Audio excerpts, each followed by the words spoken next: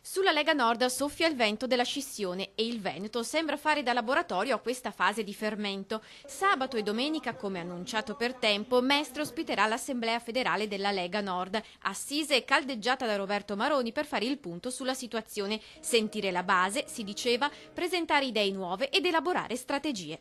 Ma nelle agende padane, a seconda della corrente seguita, spicca un altro appuntamento e a pochi chilometri di distanza dall'evento ufficiale.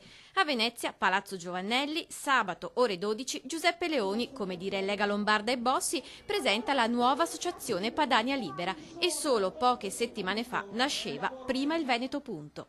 Butta acqua sul fuoco l'ex segretario padovano. Sarebbero solo strumenti utili alla raccolta di nuovi consensi, strumenti in seno alla Lega.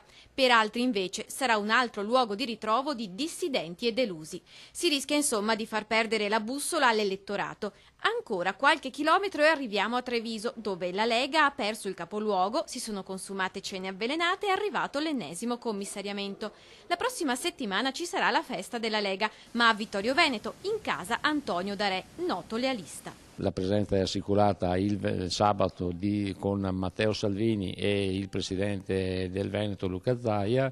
Ma mancheranno agli altri due nomi di peso. Ha dato forfait a questa festa sia Flavio Tosi per impegni che il segretario federale Roberto Maroni.